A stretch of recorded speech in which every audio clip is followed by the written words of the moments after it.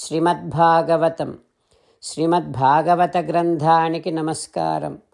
నిగమకల్పతరోర్గళితం ఫలం సుఖముఖాదమృతద్రవ సంయుతం పిబత భాగవతం రసమాలయం ముహురహో రసికా భువి భావుకాః. శ్రీసుఖయోగీంద్రుల వారికి నమస్కారం. యం ప్రవ్రజంతమనుపేతమపేతకృత్యం ద్వైపాయనో విరహకాతర ఆజుహావ పుత్రేతి తన్మయతయా తరవోభినేదుః తం సర్వభూతహృదయం మునిమానతోస్మి. నరనారాయణులకు, చతుర్ముఖ బ్రహ్మకు, సరస్వతీదేవికి, వ్యాసమహర్షుల వారికి నమస్కారం. నారాయణం నమస్కృత్య నరం చైవ నరోత్తమం దేవీం సరస్వతీం వ్యాసం తతో జయం ఉదీరయేత్. శ్రీమద్భాగవతము 4వ స్కంధములో సూతమహాముని శౌనకాది మహర్షులందరికీ ప్రవచనం చేస్తూ ఈ రకంగా చెబుతూ ఉన్నాడు. ఓ మహర్షులారా, శ్రీసుఖ యోగీంద్రుల వారు పరీక్షిన్నరేంద్రుడికి ఉపదేశం చేస్తూ ఇలా చెబుతూ ఉన్నాడు.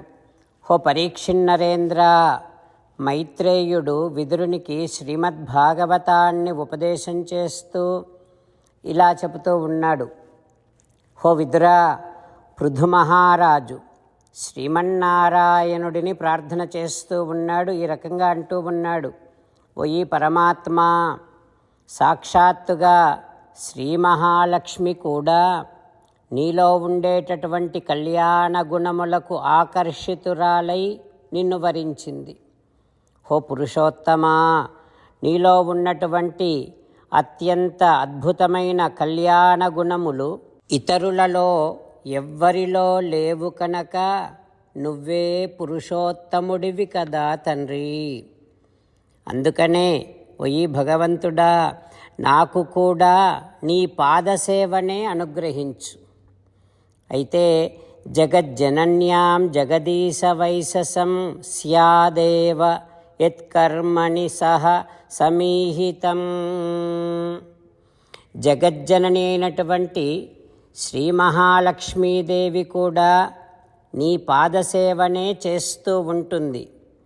మరి ఇప్పుడు నాకు కూడా ఆ పాదసేవనే నువ్వు ఇవ్వటం వలన, లేదా నేను కూడా ఆ పాదసేవనే కోరుకోవటము వలన నాకు శ్రీ మహాలక్ష్మి అమ్మవారికి కలహము రాదనే అనుకుంటున్నా. ఎందుకంటే నీ పాదములు పరిమితి లేనటువంటివి కదా తండ్రి. ఎంతమందికైనా నీ పాదసేవ భాగ్యాన్ని, నీ పాదసేవ చేసుకునేటటువంటి అవకాశాన్ని నీ పాదములు కలిగిస్తాయి.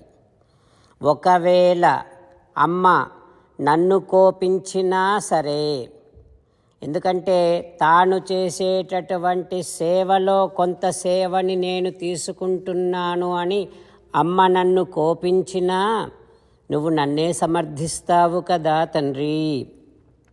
నువ్వు నా వైపే ఉంటావనే నమ్మకముతో ఉన్నాను నేను. ఎందుకంటే భగవంతుడా, నువ్వు దీనవత్సలః, దీనుల పాలిట పెన్నిధివి. ఫల్గు అపివురు దీనవత్సలః.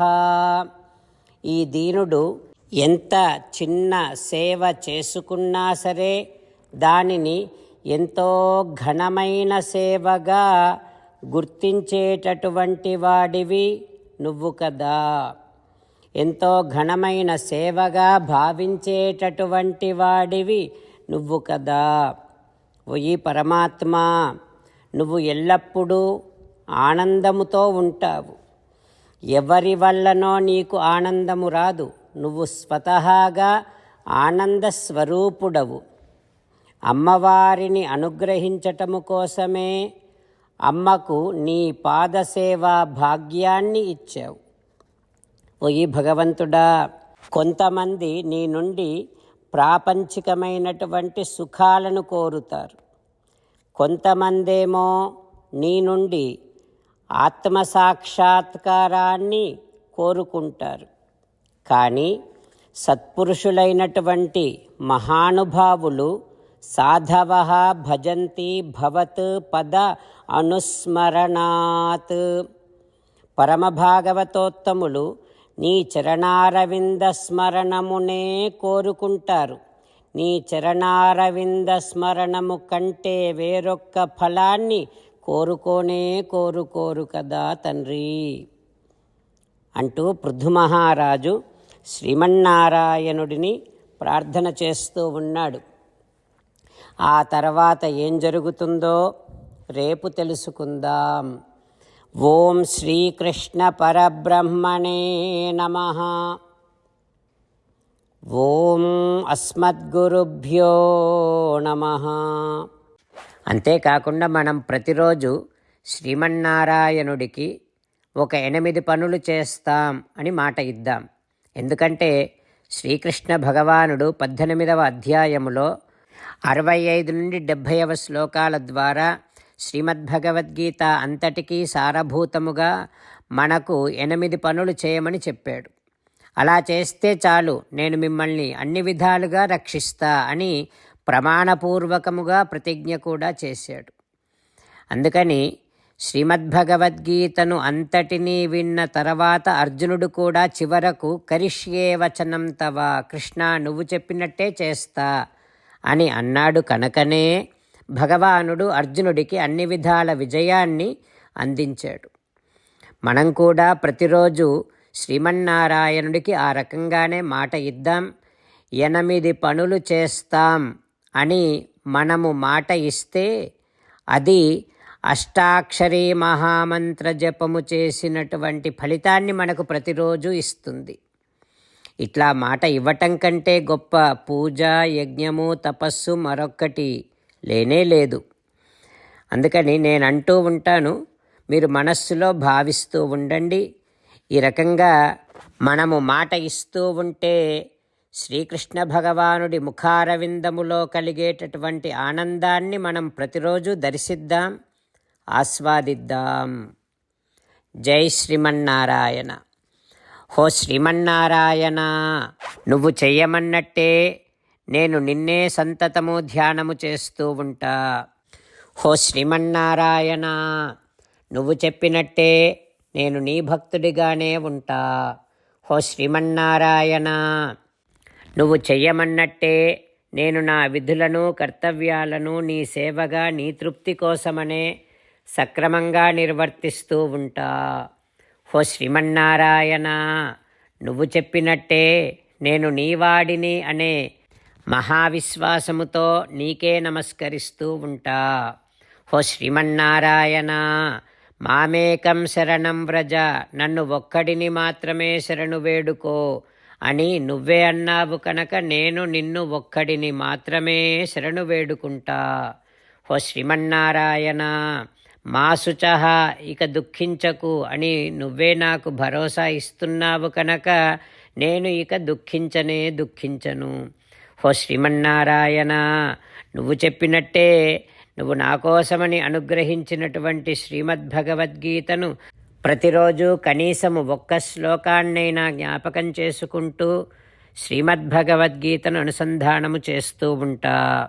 హో శ్రీమన్నారాయణ, నువ్వు చెప్పినట్టే నువ్వు అందరి కోసమని చెప్పినటువంటి శ్రీమద్భగవద్గీతను తెలియని భక్తులందరికీ తెలియచేసే నా వంతు ప్రయత్నాన్ని నేను నిరంతరము కొనసాగిస్తూనే ఉంటా.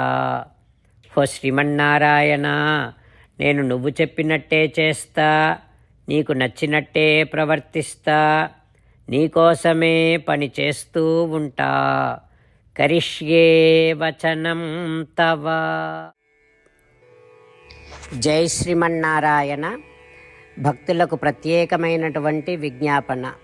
మీకు అన్ని విషయాలలో వెంటనే మంచి ఫలితాలు రావాలి అనంటే ప్రతిరోజు 1 నిమిషం వెచ్చించి నారాయణాస్త్రాన్ని చదవండి. ఇక మీకు తిరిగే ఉండదు. నారాయణాస్త్రాన్ని పొందడానికి మీరేం చేయాలంటే నారాయణాస్త్రం అనే వెబ్సైట్కి వెళ్ళి మీ పేరు, మీ ఈమెయిల్ ఇస్తే మీ ఈమెయిల్కి నారాయణాస్త్రం PDF వస్తుంది. అందులో ఒక రామాయణ శ్లోకం, ఒక గీతా శ్లోకం, ఒక విష్ణునామం ఉంటాయి. ఆ మూడింటిని కలిపి నారాయణాస్త్రం అంటాం. ప్రతి ఒక్కరికి వేరువేరు శ్లోకాలను ఇస్తున్నాం. ఆ రకంగా ఎవరి శ్లోకాన్ని వారు ప్రతిరోజు తప్పనిసరిగా చదవటం వలన ప్రతిరోజు ప్రతి 24,000 భక్తులతో ఒకసారి సంపూర్ణ రామాయణ పారాయణ, 33 సార్లు శ్రీమద్ భగవద్గీత పారాయణ, 24 సార్లు శ్రీ విష్ణు సహస్రనామ స్తోత్ర పారాయణ జరుగుతుంది. ప్రతి ఒక్కరికి అంతటి విశేష ఫలితము ప్రతిరోజు లభిస్తుంది. అందుకని మీరు, మీ కుటుంబ సభ్యులు అందరూ ఒక్కొక్కరు ఒక్కొక్క నారాయణాస్త్రాన్ని వెంటనే పొందండి. జై శ్రీమన్నారాయణ.